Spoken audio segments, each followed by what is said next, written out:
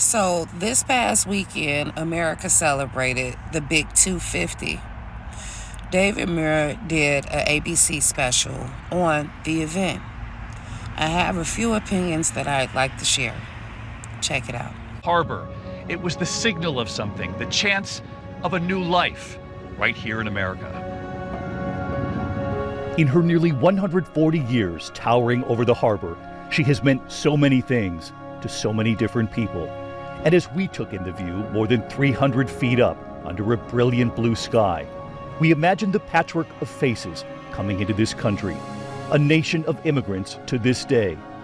And we were heartened by a small group of voices down below, the students we met when we came down. When you look up at the Statue of Liberty, what does she mean to you? Freedom, liberty, and hope. I feel like she's lighting the way for people, and it's very hopeful, and we can improve just as a society. You think she's still lighting the way? Yeah. And here's my 2 cents on it, right? And I'm a little late to the party, so forgive me here. In my opinion, Lady Liberty been standing on FBA business this whole time. Literally, the Statue of Liberty was designed with broken chains at her feet. And almost nobody knows this, right? Tour guides don't say it. The National Park Service didn't even train the staff to mention it until recently.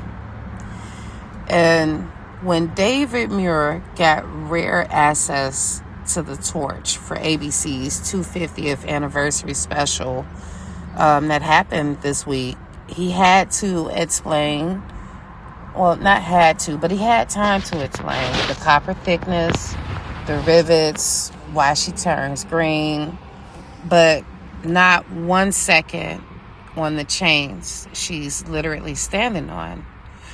And I'm about to show you why that's not an accident and what those chains were actually supposed to mean, and what my own ancestors saw when they arrived on this soil with real ones. Sourced, documented, no myths dressed up as facts. Let's go. The idea of the Statue of Liberty came from Edouard de la Ballier. And I think that I just totally screwed up his name, but yeah, that's how I say it. And a French abolitionist, he was a French abolitionist and Lincoln supporter. In 1865, right at the end of the Civil War, he comes up with this idea. He wanted to honor America's centennial, the French-American friendship, and the abolition of slavery. He brought it to the sculptor Frederick Auguste Bartholdi in 1870, so about 5 years later. Bartholdi's earliest model was a terracotta version from around 1870, and it still survives over at the Museum of the City of New York. And it shows Lady Liberty holding broken chains and a shackle in her left hand, with more broken chains at her feet. Not a torch, not a tablet, broken chains, okay? And so building the statue took over 20 years. France funded the statue. American backers funded the pedestal. Somewhere before the final design, the chains came out of her hand and got replaced with a tablet reading July 4, 1776, as you saw in the segment. The broken shackles didn't disappear. It went to her feet, half covered up by her robe, further hidden by the 150-foot pedestal that America had to pay for. Now, that keeps it out of view from the ground. This documented on the Statue of Liberty's own website and the National Park Service. Now, the sourcing on why this happened actually splits 2 ways, and I'm going to give you both versions, okay? Not just the easiest one. Dr. Joy DeGray, and repeated across most articles, says American financiers were uncomfortable with explicit slavery imagery and pressured Bartholdi to remove it. But the National Park Service's own historical reports attributes the chains to Laboulaye himself, wanting the statue to represent a broader version of liberty, right? Rather than focus specifically on abolition. Nobody's produced a financier's letter in their own words saying remove the chains. That part rests on secondhand retelling. Now, what both versions do agree on is that the design changed before it was completed, and whoever drove that idea, the abolition intent, ended up buried at her feet either way, right? So now again, Dr. Joy DeGray is the person responsible for the public even knowing about this. You should check her out. She is very, very informative, and she speaks about this. Okay, so she's, again, responsible for the public even knowing about this. She found the original design records, and she pushed the National Park Service on why the tour guides never mentioned this. And the National Park Service has since updated its materials so that the rangers know to say this along with the rest of the information when they're talking about, you know, why she goes from this color to that, how thin this is, and how tall she stands, and all of those finite details, right? But here's what gets me. When you watch the segment with Muir very closely here, the historian that's guiding him, Matt Hausch is his name, by the way, he gets very, very specific, again, about the details that have nothing to do with the meaning at all. He tells Muir that the copper skin is so thin, it's almost 2 pennies in your hand. He points out the green patina on the outside versus the penny dark copper on the inside. He shows him the individual rivets holding each copper plate together. Right? Now, all of this, you know, Muir stands on the torch and he talks about feeling the whole statue sway in the wind because engineers designed her that way on purpose. Those are 4 separate, almost trivial construction facts. The metal gauge, the color chemistry, again, the rivet, the engineered sway, all volunteered and all unprompted. He was excited to tell this information. The National Park Service own historian who should have received the updated materials that Dr. Joy DeGray pushed to have explained with all of this other information on camera, again, in a national broadcast. None of that was said about the broken chains. And again, you'll also see in the segment that not one black kid, not one black person was asked about what the Statue of Liberty meant to them. Okay? Again, not one word about the broken chains sitting at her feet, and that's a detail sitting on the National Park Service website. You had time to explain why she turns green, but you didn't want to have time to explain what she's standing on. That's not a runtime problem. If there's room to talk about pennies and rivets, there was room for one sentence for you to mention about those chains, don't you think? So now, here's the version of the story that doesn't hold up, and I'm going to walk you through it completely so nobody can use it to discredit the facts. The rumor, the real Statue of Liberty was modeled after a black woman with African features, was built specifically to honor black Union soldiers, and America secretly swapped it for the white version we have now, with the original hidden in France or under the catacombs in New York. Whatever you want to take with that. And here's where it likely comes from. Bartholdi's actual artistic ancestor for Lady Liberty is Marianne, the symbol of the French Republic, and Marianne herself carries a real freed slave connection, since she is often shown wearing a Pagarian cap, the ancient Roman symbol given to freed slaves. I hope I said that cap right.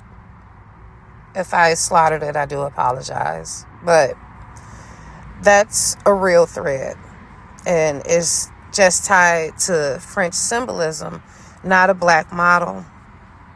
Separately, Bartholdi he sketched an Egyptian woman in the late 1860s for a lighthouse project at the Suez Canal that fell through. And when it died, he recycled elements of it into Lady Liberty's design. And that's where the African features enter the story. Okay? And the hidden original, that claim traces to a real but unrelated statue installed in the Caribbean in 2007. That's over a century later. And that got mislabeled online as Bartholdi's rejected first draft. So this is why the rumor, the Statue of Liberty, was modeled after a black woman, or a black woman with African features. Okay. So the National Park Service ran their own formal 2-year investigation into the specific rumor, and they found no evidence anywhere. Not surprised that Bartholdi's design was ever seen by American officials as depicting a black woman. The historian Tyler Stovall's take is worth putting on screen here. And quote, "The myth persisting without evidence says something real about the racialized nature of this monument. People correctly sensed something was hidden. They just identified the wrong thing. The right thing was the chains," end quote. So here we go. The 1886 dedication was about republicanism and French-American friendship, not immigration, and not abolition either.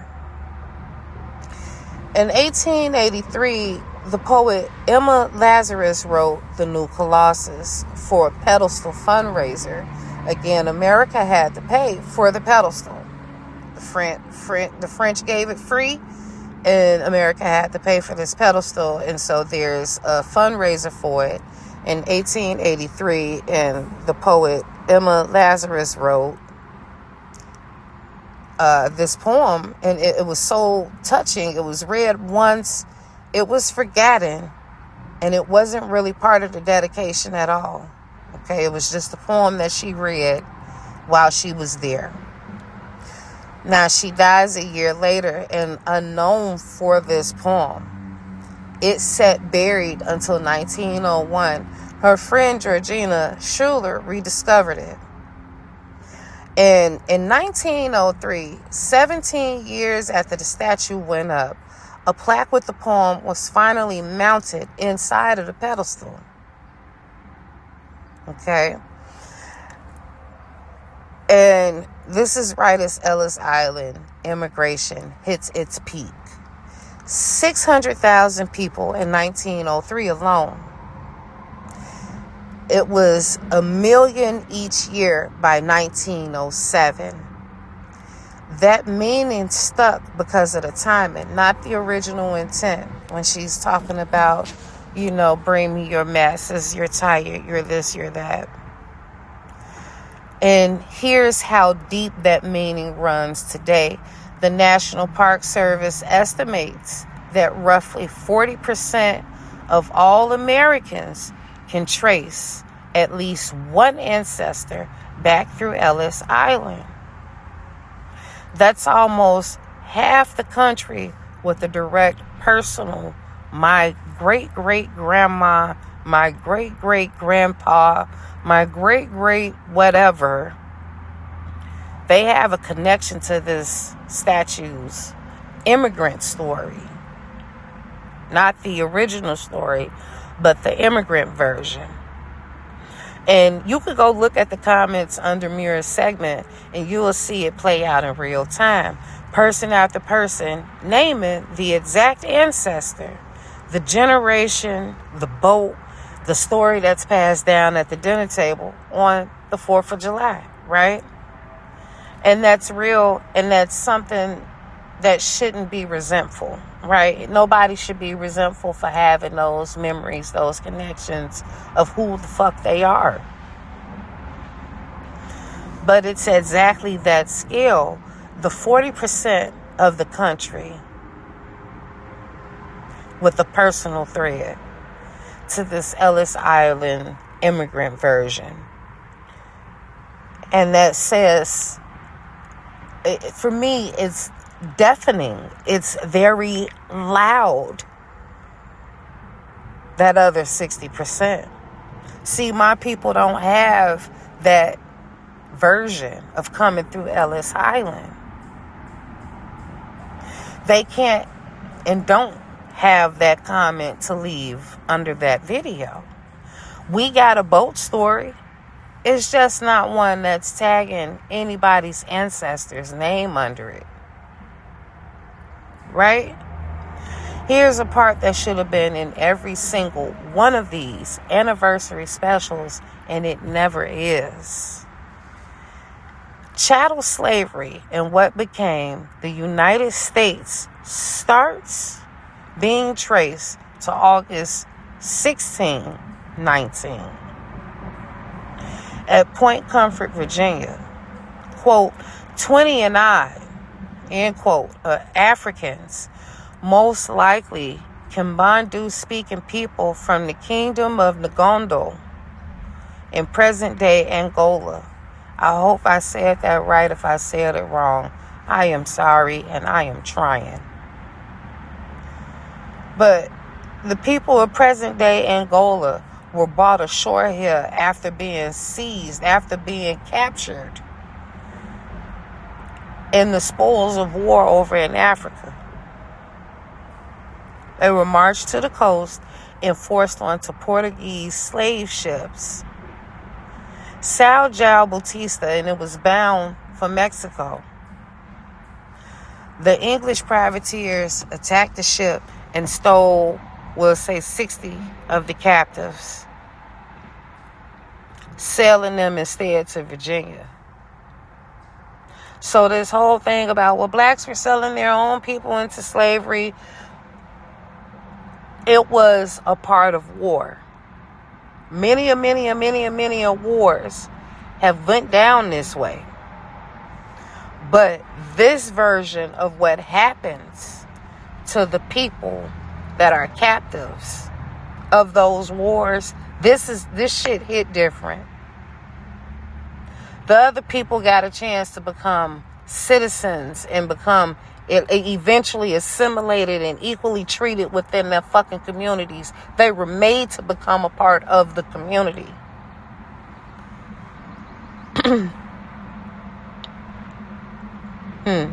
Okay. So they then took them over to Virginia, and of the 350 people originally packed like sardines onto that one ship, close to half of them died crossing the transatlantic before it was ever attacked. Okay, so when you hear him in this segment and he says this is the Atlantic they crossed over, or I can't quote him, but he mentions the Atlantic and the people coming through Ellis Island.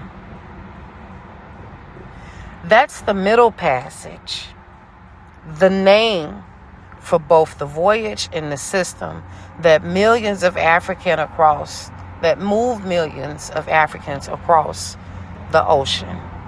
All right. The conditions were brutal by design. They did not give a fuck.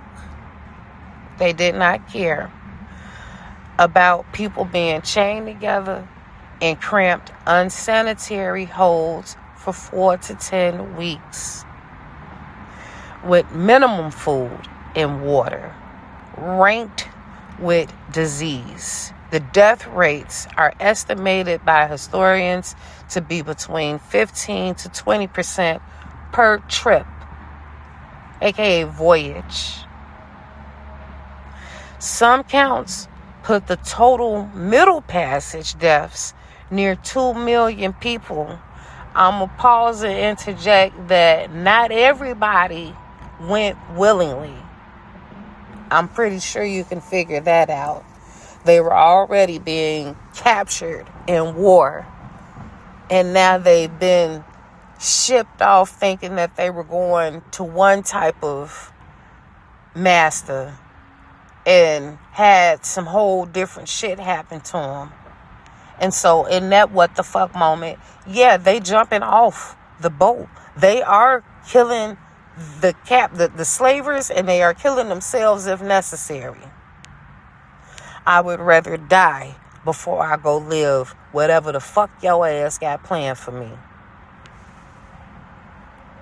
All right? So again, 2 million people are what they estimate. So, for my ancestors, there was no torch. There was no harbor welcome. What waited on the other side was a fucking holding pen to fatten and clean up slaves for sale like they were fucking hogs. Then an auction block, again, like they were fucking hogs, where people were physically inspected like livestock and separated from their mamas, their daddies, their cousins, their sisters, their brothers, their fucking kids.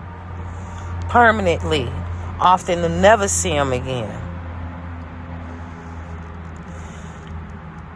Hear me again.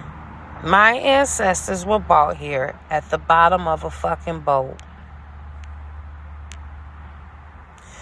To my son, his brothers and sisters, his classmates, the ones that look like him.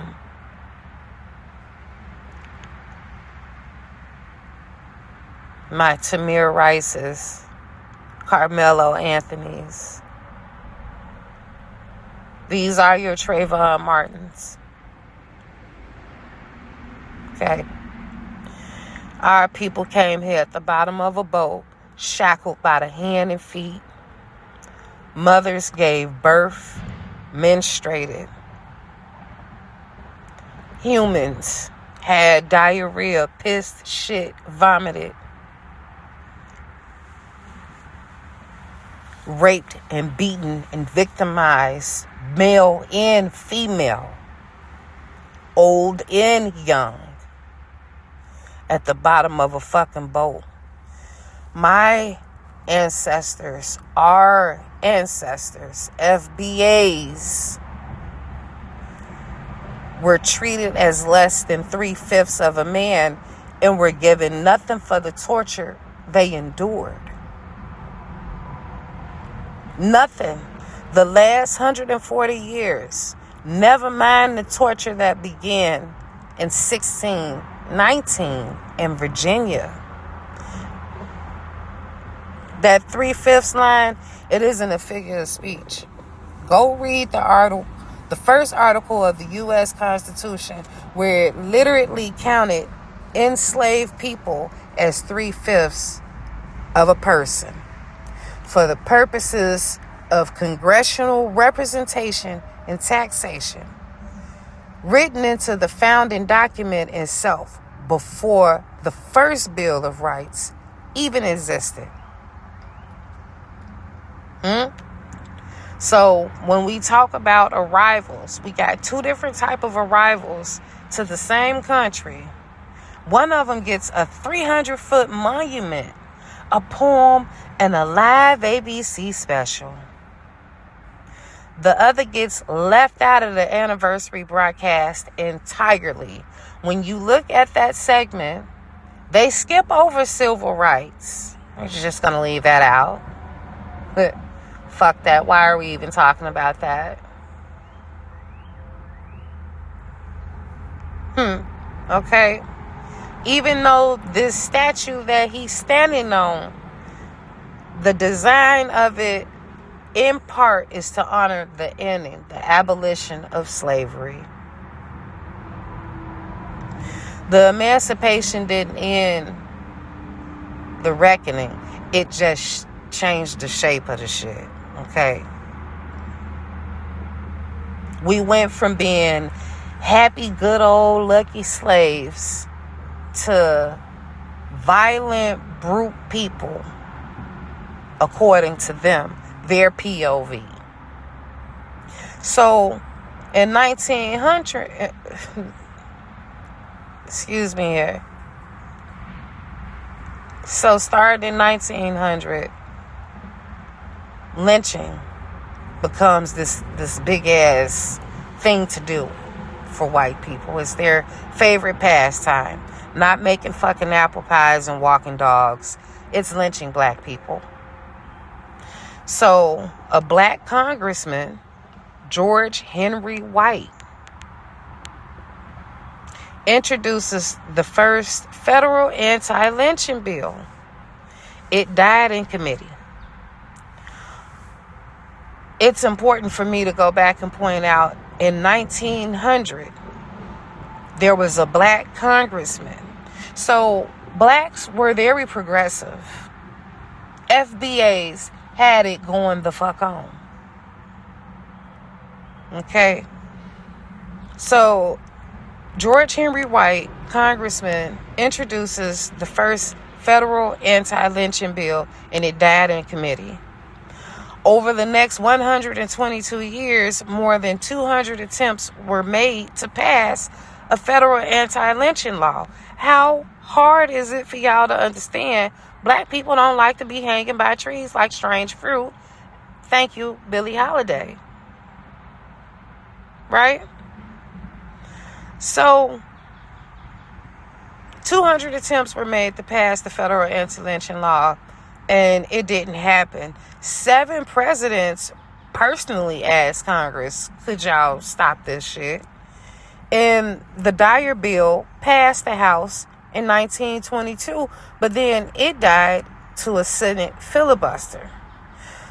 The Equal Justice Initiative.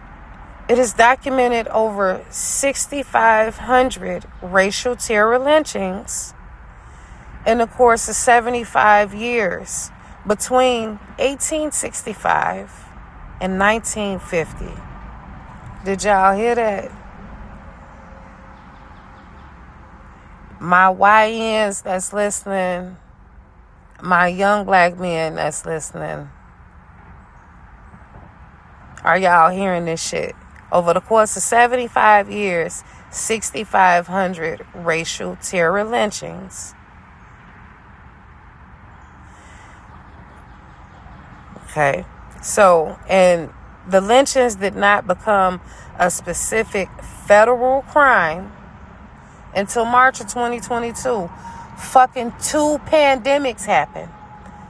Remember the Spanish flu? There was the Spanish flu that came out in the early 1900s there, and then we turn around and have the fucking pandemic that happened with COVID-19. 2 pandemics happened before they even make this a fucking law. It's not even funny. 2 pandemics before we pass a law that says stop killing black people.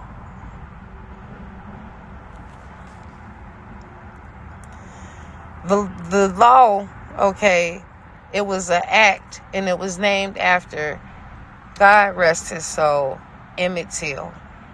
The Emmett Till Anti-Lynching Act. Not during Jim Crow, not during the Civil Rights Movement, but 2022.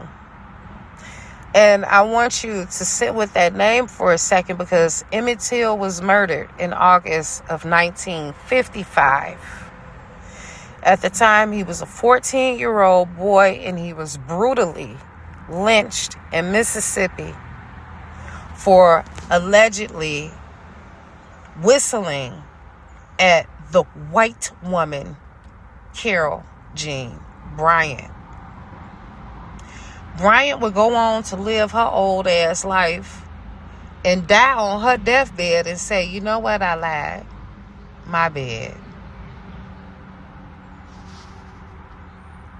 Okay? He was brutally lynched. But before they lynched him, they had done so much, so heinous, so hurtful, so much hate went into how they killed 14-year-old Emmett Till, that his mother, Mamie, when she had his body come back up to Chicago, she had the funeral as an open casket so the world could see what they did to her baby. I want y'all to understand that when they saying never forget the Holocaust, and we talk about all of these historical moments that should never be forgotten, 9/11 should never be forgotten, you know, the bombing of Pearl Harbor should never be forgotten. They talk about all of these things, but they don't talk about shit like that. Okay? So, to go back to my point here, he was brutally lynched in Mississippi in 1955 at age 14, and the law carrying his name didn't pass until nearly 70 years after his death. He would have been around aged 80 years old before they decided that, you know what, we're going to make this a thing to tell white people that it's wrong. You shouldn't fucking do it. It's hateful. But now, understand, it's not a hate crime for black people like it is for Asians. Again, to go back to my point, 67 years after this boy's death, before Congress finally says, we're not going to do it anymore. It had refused to do it since 1900, to just pass an anti-lynching law. So, in February of 1915, President Woodrow Wilson watches the birth of a nation. In fact, he has a screening party at his crib, the White House. He has his old classmate, is the reason he does this, by the way. But it's glorifying the KKK, portraying the Reconstruction era, that black legislators are violent and corrupt. Again, this was a private White House screening, and it's the first movie ever shown there. It's watched by the president and his cabinet, and there's a famous quote to be attributed to Wilson.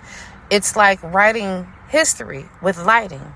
My only regret is that it's also terribly true and almost certainly wasn't said. Okay?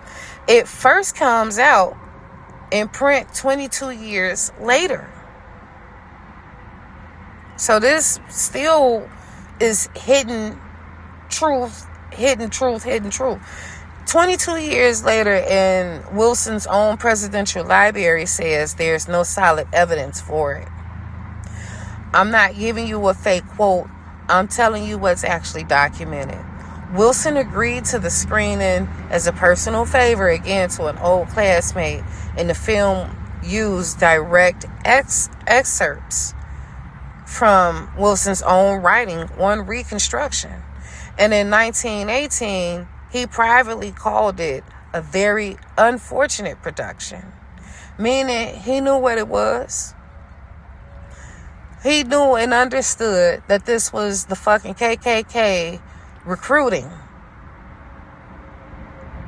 No different than you would see the army be all you could be at infomercials, commercials, recruitments. This is what the KKK was doing at the fucking White House. So yeah, that's probably another reason why it was so hard to get the Emmett Till Anti-Lynching Act passed. But here we go. This film is using, again, what's actually documented from the movie. He knew what it was, and it would spark riots. It fueled the revival of the KKK. So, believe it or not, there were, those unfortunate 6,500 racial terror lynchings between 1865 and 1950.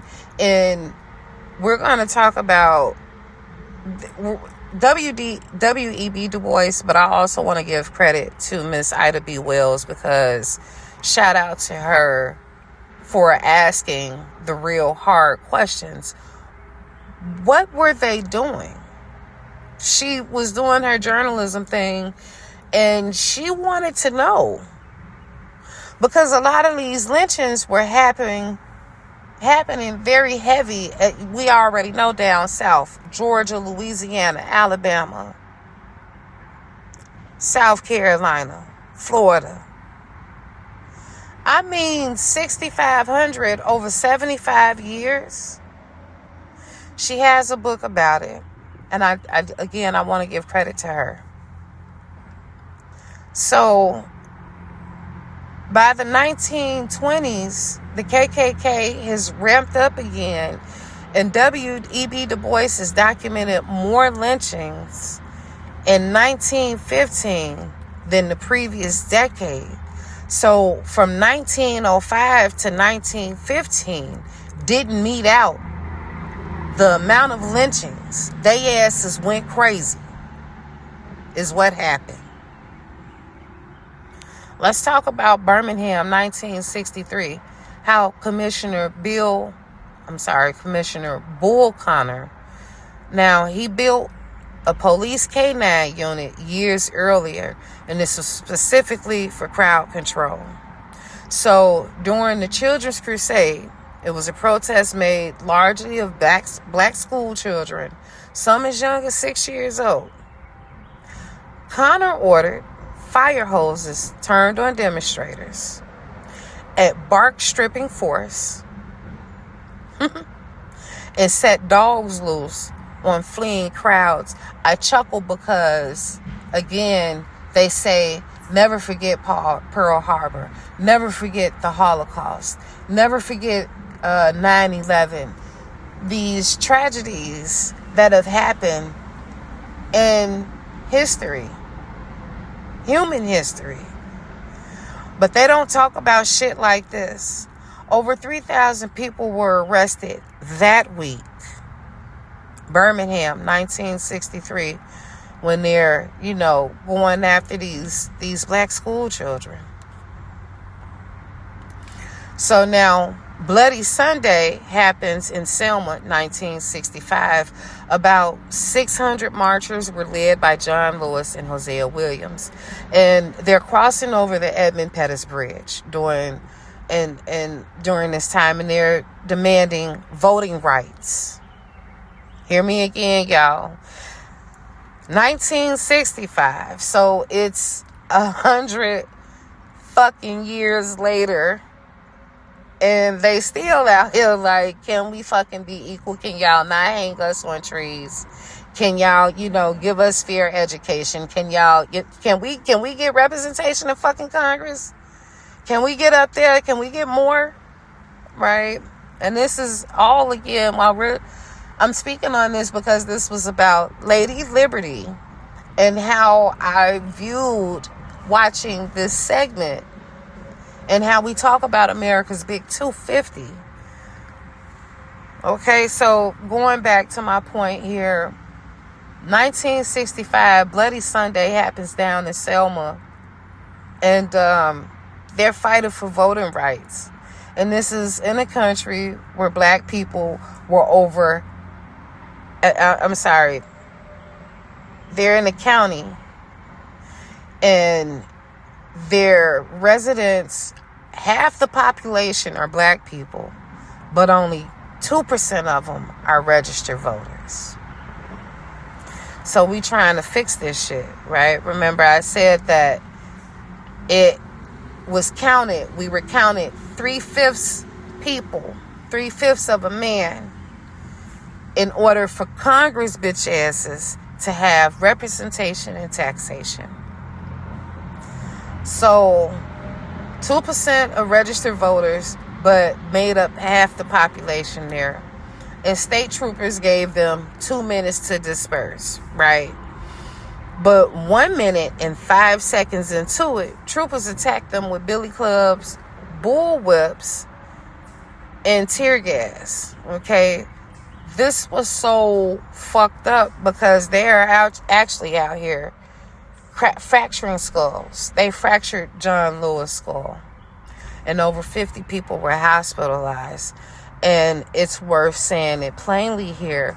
Without the black soldiers fighting and dying in the Civil War. The Civil War. Not World War I, World War II, or Vietnam. The Civil War. Over 180,000 of them served in the Union Army. Then there is no Union victory in the shape that it took. There's no Reconstruction amendments, and there's no foundation for the civil rights legislation that came a century later. Again, 100 fucking years, 1965, voting rights. That service is part of the price FBA's already paid. Let's trace the legal line here, the legal chain. It's a straight through line. FBA's fight forced the 14th Amendment in 1868, guaranteeing citizenship and equal protection under the Constitution. That same fight, 100 years later, again forced the Civil Rights Act of 1964, banning discrimination by race, by color, by religion, by sex, or national origin. And every one of these protections exists because the FBA's forcing this country to write them down and thought that they would mean them. Now, here's a detail that connects directly back to the statute itself. For nearly 40 years before 1965, U.S. immigration laws ran on a quota system that barred or sharply restricted anyone who wasn't Northern European. Okay, so Asia, Africa, Southern and Eastern Europe were all locked out or capped near zero. That changed with the Immigration and Nationality Act of, say the number with me, say the year with me, 1965. Signed 9 months after Selma, 9 months after Bloody Sunday. And its own architect said so explicitly. The Attorney General, Robert Kennedy, told Congress the country couldn't keep eliminating discrimination against black citizens at home while still keeping an unofficial whites-only sign at its ports of entry.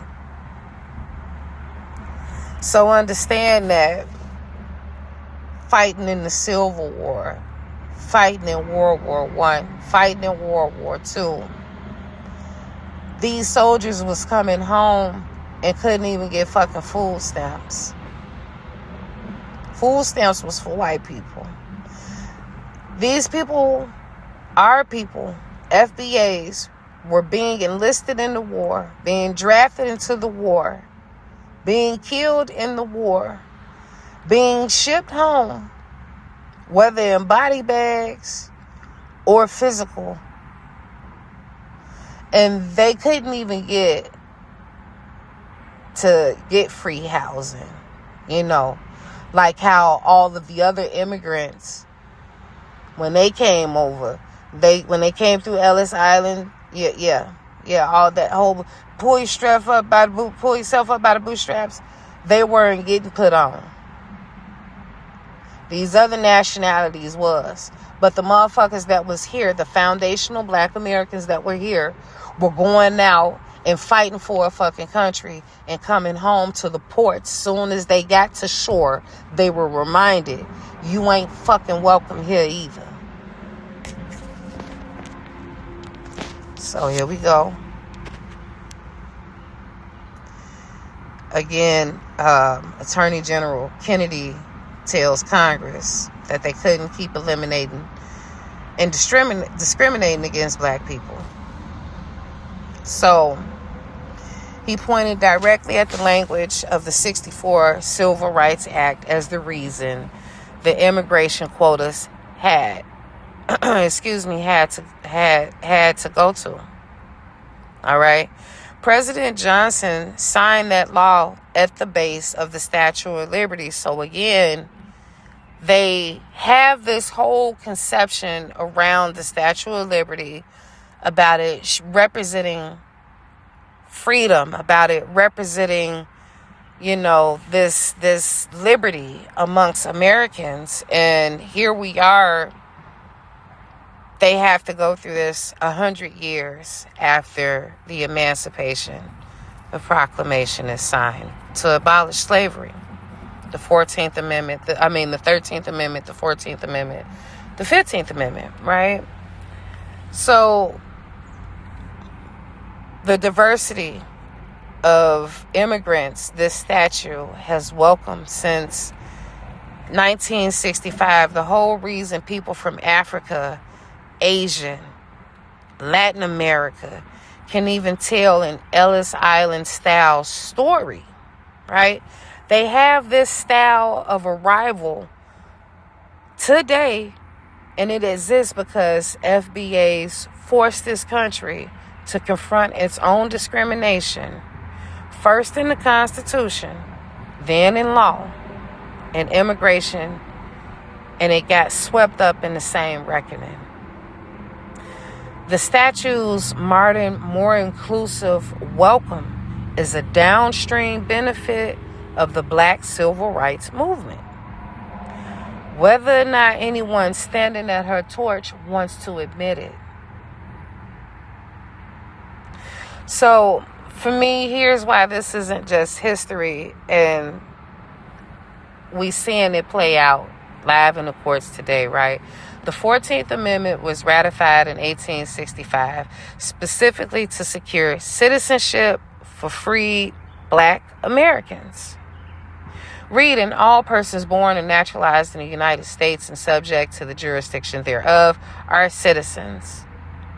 And nearly 30 years later, in 1898, Wong Kim Ark, a man born in San Francisco to Chinese immigrants who is still alive today.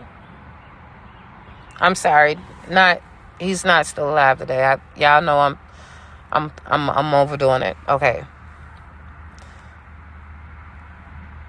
his grandson or nephew. He has a relative that's still alive today. But this guy, Wong Ark, took it all the way to the Supreme Court and he won, establishing that this protection applies broadly to everyone born on U.S. soil, not just free Black population it was written for. So here we have to again acknowledge that slavery did exist. But for them to have this America's 250 special and it not be brought up in there, yeah, I feel some type of way. The broken chains at her feet not being brought up, I feel some type of way. It not being one Black person asked what that statue meant to them. Or what does the celebration of America's 250 mean to them? Yeah, I feel some type of way. In January of 25, President Trump signed an executive order trying to deny citizenship to children of parents in the country illegally or temporarily. His administration's actual legal argument to the Supreme Court again, was that the 14th Amendment was meant to apply only to former slaves. Not, in Trump's words, the entire world. On June 30th, 2026, the Supreme Court rejected that argument 6-3, with Chief Justice Roberts affirming that birthright citizenship covers virtually everyone born here. So let's sit with that for a second. The government's own legal team argued out loud in front of the Supreme Court that the 14th Amendment indeed was written specifically for FBAs. Yeah. It's the exact admission this country has spent 140 years avoiding every fucking where else. And they made that argument to try to shrink the right, not to expand what's old because of it. And that's the pattern, again, as the chains at Lady Liberty's feet. Okay? Acknowledging the slavery connection only when it's useful for taking something away. Bury it everywhere else, including conversations about reparations and whether hate crime protections should ever specifically account for the unique unresolved harm done to the descendants of American chattel slavery. Both of those remain open, unresolved policy questions in this country. And I can't pretend like that shit is settled, because it's not. The reason they keep stalling out traces back to this exact same discomfort. That same discomfort that moved the set of bronze chains from her hand to her feet 150 years ago. So, whose independence are we really celebrating? Let's look at the full timeline side by side. 1619, the beginning of chattel slavery runs for 246 years, beginning in Virginia, before it's abolished. That's nearly 2.5 centuries, not decades, longer than the United States has even existed as a country. In 1865, the Emancipation Proclamation and a statue was conceived to honor it. I want to go in and chime here also how they didn't even fucking tell black people. They didn't even tell the slaves that they were fucking free. It kind of was like up to your master on whether or not they wanted to tell you. Could you imagine having a baby and all of y'all born into chattel slavery? And so from birth on up and up and up, they all are expected to labor and till, right? Could you imagine having kids and slavery has ended and they haven't told you, let alone they gonna keep you as a slave, and they're gonna keep your babies as slaves too?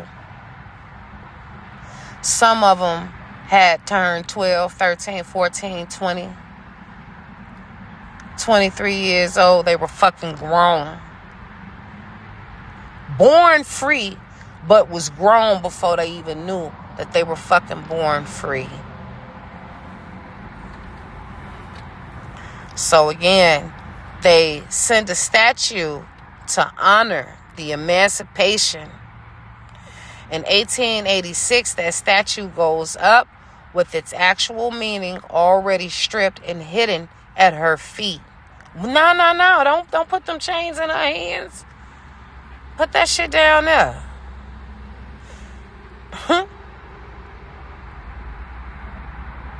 1903, an immigration poem gets bolted on 17 years after the fact that is never even a part of the original design, right? This chick comes to a fundraiser. She's a poet. She reads the poem. And 17 years later, she unfortunately died. A year after the fucking fundraiser, she dies. And here go her friend. Look what I got. And then they had it bolted inside on a fucking pedestal. And that becomes the whole story. Woodrow Wilson, okay, him and his cabinet have a fucking screening. A first ever movie to ever be played in the White House is a KKK recruitment film. For 100 years, between 1922 and 2022, over 200 attempts to pass an anti-lynching bill. And no. Why is that an issue? Why? Well, you guys are free. Again, Dr. Joy DeGray talks about post-traumatic slave syndrome. And I hope that you guys take time to find her information, find her lectures. The shit is real. Over 200 attempts to pass an anti-lynching bill, and over 100 years of Congress refusing to even call it what it is under federal law. 1963 and 1965, they got babies being mauled by dogs. Mauled by dogs. Cohen Wiley, unfortunately, was gunned down. These babies were being chewed up by dogs, dog toys, dog chew toys. Grandmothers with cracked skulls for asking, what's her name? Lady Liberty? Grandmothers was getting their skulls cracked for asking what this statue claimed to represent. 2025 and 2026, the government has been arguing in the courts that the one constitutional promise actually written, just fucking one constitutional promise actually written for the FBA descendants, shouldn't apply broadly, and still refuse to have a conversation about specifically what is fucking owed to us. The same descendants. What is owed to us? Now that we are whole humans and not 3/5 of a man. That's not a statue standing next to unrelated history. That's one continuous fucking through line. This is what I need all of you, especially the younger generations, whichever Gen Alpha, whichever fucking ones you are, I need you to walk away holding that acknowledgement always comes when it's convenient for taking something away. And it disappears the second it might mean giving something back. Again, when you look at this David Muir segment, they did not put one microphone in front of not one black person to ask them a goddamn thing about what it meant. What does the 4th of July mean? And I know there's a whole passionate group out there. It's like, yeah, we fought, and you got the military people, and we fought for this and we fought for that. Yeah, we fought for it. But again, A.G. Kennedy said, we can't keep denying the fucking discrimination of black people and then having a whites only sign at the port when they come back into the American soil.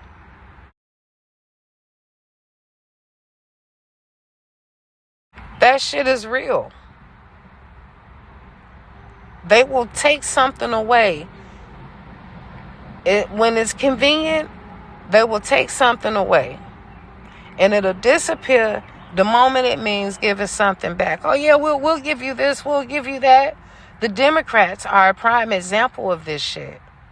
They hype y'all up all year long. Look how, Kamala had goddamn Meg and all the other thought pockets up there hot pocketing around at the Democratic convention and shit. But did we get anything out of it for voting Democratic? Right. I need my generation and the little ones after us to hear this and hear me well. Don't just watch this shit. As a millennial, most of our parents are around the same age as the Civil Rights Act itself, meaning our grandparents, and for a lot of us, our great-grandparents. A lot of our grandparents were raised in an era right after slavery ended, with no voting rights, no equal education, no real access to health care. And that's not distant history. That's maybe 2 or 3 generations in our own families. This isn't something we read about. It's something we are 1 or 2 dinner table conversations away from. That's exactly why representation in Congress matters more now than ever.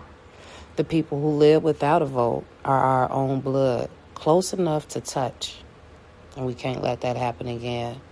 Not to us and not to the generation after us. This is the full story, the one that doesn't fit in the live broadcast, 300 feet up in the air. Tell me in the comments which part you didn't know before.